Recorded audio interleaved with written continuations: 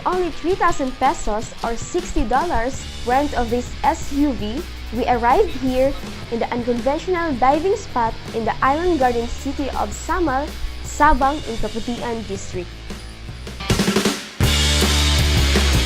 Island garden city of SAMAL is just 2 kilometers away from Davao City. How to reach SAMAL Island? All you need to do is to go to Santa Ana Wharf, located near Magsaysay Park. From there, you can ride a ferry going to the wharf near Kaputian Beach. You can also go to Sasa Wharf and ride a Roro, which would dock at the back wharf in SAMAL.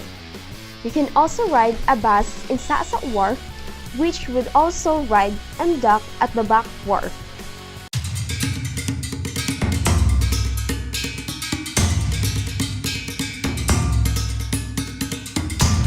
This place has been an emerging tourist spot in Kaputian Island Garden City of SAMAL. We are here in Sabang and we will experience cliff diving. Yoo-hoo! Let's! With me is Samuel Ali, who is a good friend of mine from the mountainous area of Davao City, who has been my helping hand in my adventures in the mountains of Davao. It will be hard for me since I will be jumping from a higher ground down to the very deep sea. And imagine, I don't know yet how to swim on my own. I never protracted the opportunity of having here. It's time for me to jump, to experience the wonderful sea water. Dear lang ko, be!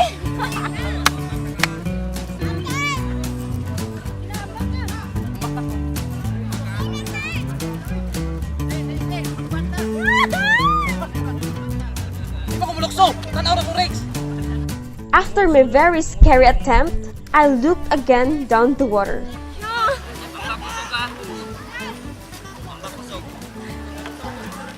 But I never move out from here. I am positive that I can make it this time. I don't know how to say, but I will conquer my fear. May explorer, let's! There was even a point that I want to join a kid in jumping, but my fears hovered me. I was on the tip of a rock, finding my feet ready in jumping. The children were even cheering me up for me to jump now, but my feet are nailed on the rock. At some point, I rested, saving and earning courage in jumping this very high cliff. It was around a 4-story building in height, and I think I can't be blamed if until this very time I haven't jumped yet. I stood up again, but again, my fright floating over me. Therefore, I wasn't able to jump again. Many times did I attempt to jump. In fact, a lot of people down there kept on teasing me to jump because all of them are excited to see me jump. You can hear a voice behind the camera. He's one of my cameramen who kept on cheering me up. Go me.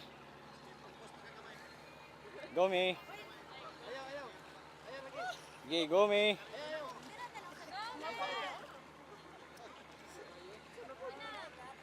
Go me. Finally, I am moved to jump, but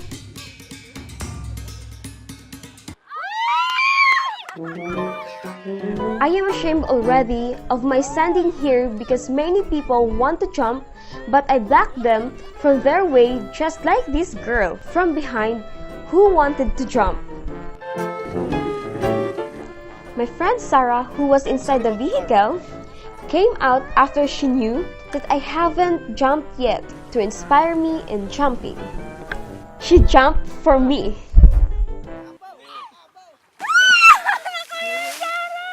No, nakaya ni Sarah.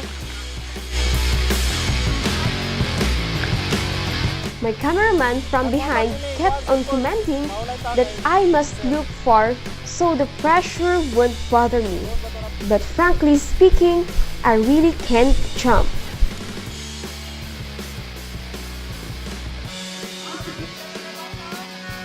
Pressures are coming in, very frequent, since the crowd are more excited than I am.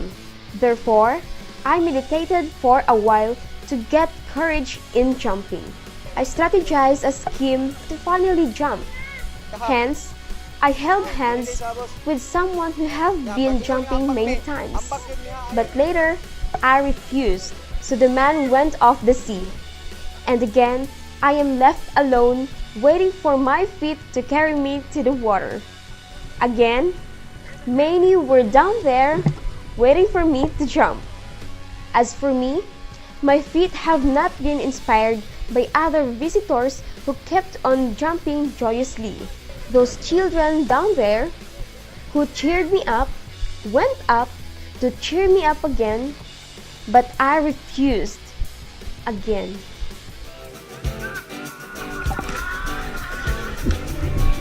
Deep within, actually, I have cheered myself up, but I believe I can't make it.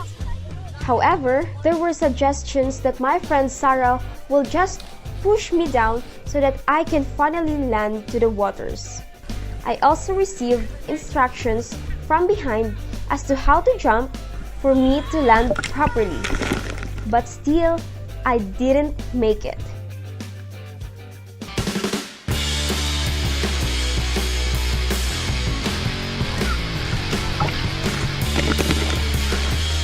My friend Samuel did not wait for me to jump. He jumped first.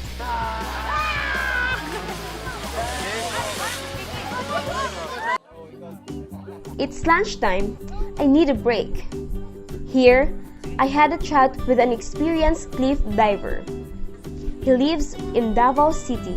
He commented a lot about my attempt in cliff diving.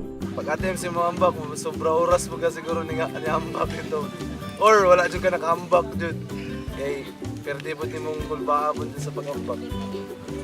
Pero isa ba ka sa nature o ang mini daw?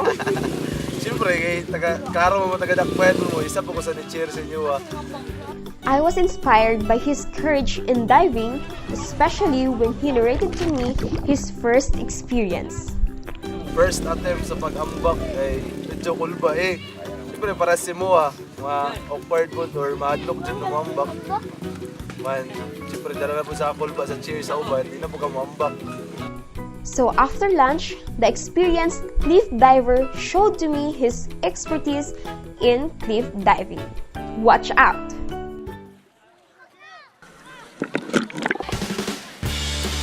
Oh my! He is really brilliant. But wait, such action made me decide to stop with my desire to jump. But people did not give up on me. They suggested a better location for me to experience cliff diving. There was a lower level, therefore, I moved down. I walked through the sharp rocks to position myself in jumping. This time, I am ready in the lower level. But I still have doubts until...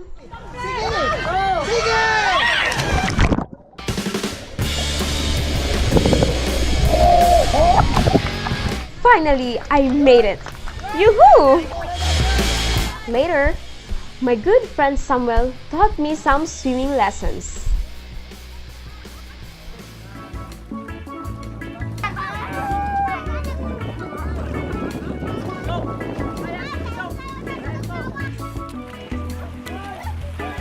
It's too hard for me. I have how many times attempts, but I can't. I had almost 4 hours in accomplishing my mission for today. I tried around 10:30, but now I think it's already 2 p.m. or 3 p.m. But I still can't. I can't do to dive or jump the cliff, the higher part of this cliff. So I decided to jump this lower part of this cliff. After swimming, I get a chance to talk to Samuel. and I am happy about how successful he was in diving. Unang-una gyud akong gibati, pirmero gyud nako ang gibuhat nako sa diskarte lang nako nga pagduol nako sa ambakanan nga pinakataas. Nitindog lang ko mga pila ka minutes diretso nako ambak. Para gisulayan lang gyud nako nga dili ko madaog sa akong kahadlok. Kay pagduol nako sa ambakanan, pagtan-aw nako law man gyud kayo, mao tong diretso na lang yun ako nga pila lang ka minuto akong tindog diretso na ko ambak para pagkasasunod na ko ang ambak may baw-an na nako ang unsay kahadlok or unsay dili kahadlok kay nikursonada na gyud nikurso na gyud ambak sa silong. Samuel was thankful in this trip. This is very different from the river they have in the mountains. Ma'am, may salamat kayo nga nakauban ko sa imuha diri naka-experience kong sama niini kay lahi gyud dako gyud kayo kalahian ma'am ang sa Marilog sa bukid o sa diri sa siyudad nga templada sa mga kalingawan sa mga gustong muanhed ni.